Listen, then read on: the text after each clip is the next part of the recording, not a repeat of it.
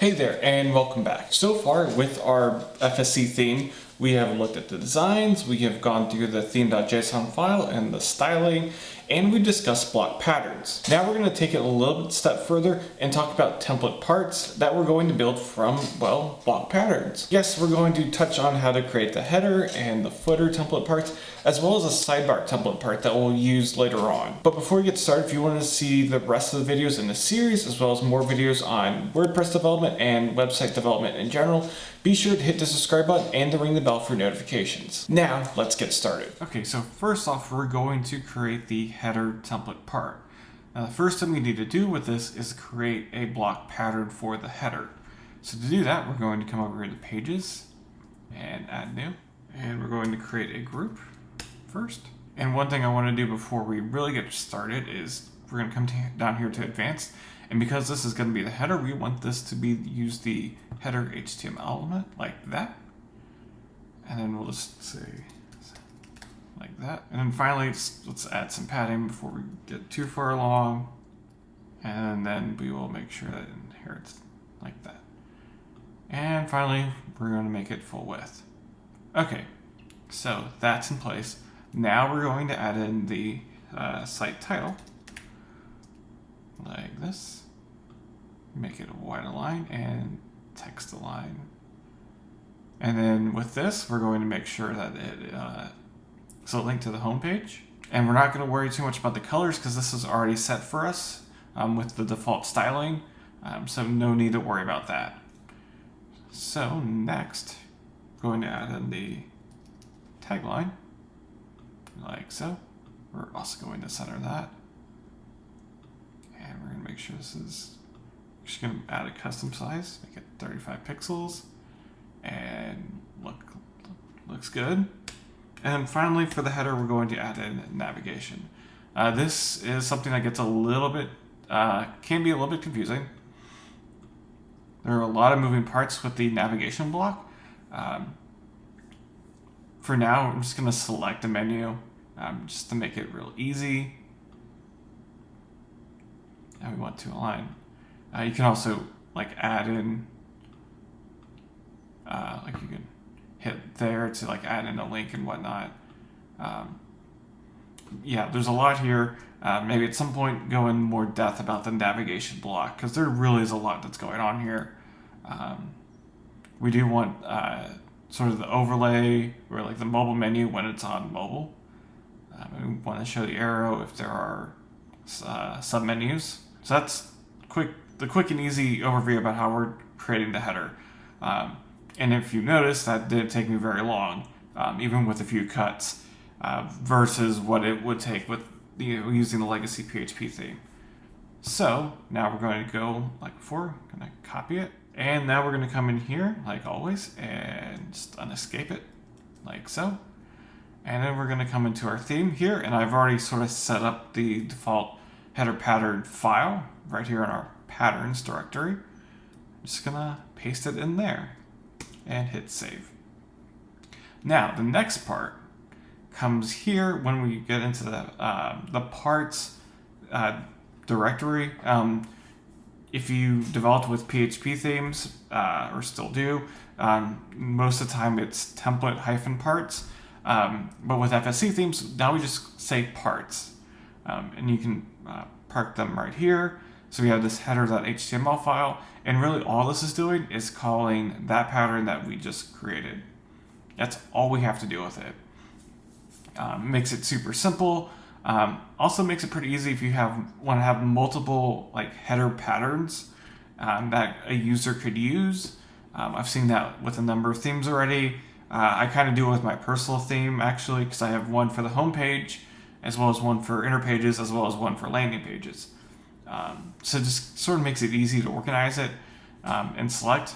So we're just calling that block pattern that we just created.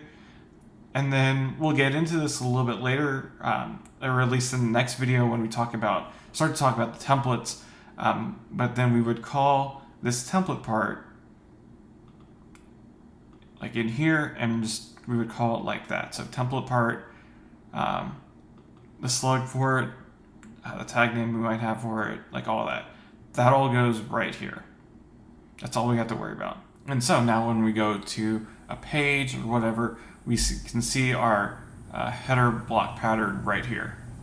And it's as simple as that. And that took me less than 5 minutes, and most of it was because I couldn't figure out what to say. So, I mean, it's super easy. I mean, there might, depending on how complex you want your header to be, you might have to play around with it a little bit longer. You might have to add in some styling, especially right now since it's not complete. I mean, there are things with hover and focus states that you have to do, but for the most part, I found it to be a lot easier versus what we've had to do in the past. So now that that's done, let's go ahead and just sort of create a footer, just because why not at this point. So do what we did like last time. Okay, so now I have the group set up for our footer block or footer block pattern. Again, we're going to go just with the site title, but I'm just going to make it a paragraph because it should not be an H1. To center like so. Make it wide aligned like that. All right, and then we're just going to add in the copyright. This would be something either a developer can do, or if you can figure out some way to make this, like the date, automatic like we used to be able to do using PHP, just the year. That would be wonderful if someone could figure that out so that we don't all end up having to update the copyright by hand, because I will forget come January or whenever, so that would be wonderful. But anyway, then we're going to add in some social links, social icons. This is generally pretty simple. Make sure our icon color is this sort of primary. And we want logos only.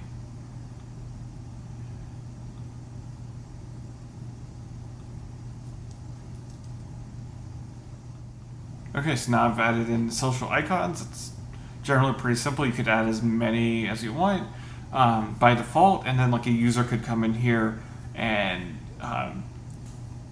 change it up to fit however they wanted to. And then finally, we're just going to add in one last navigation. Just gonna select the short menu, like so, and we don't want the overlay menu to ever appear down here. And like that, and now we have our footer, and we'll go ahead and do the same thing like we did with the header, and come over here, and then we would paste it in there like that, and we should see it now on the front end when we reload this page like that.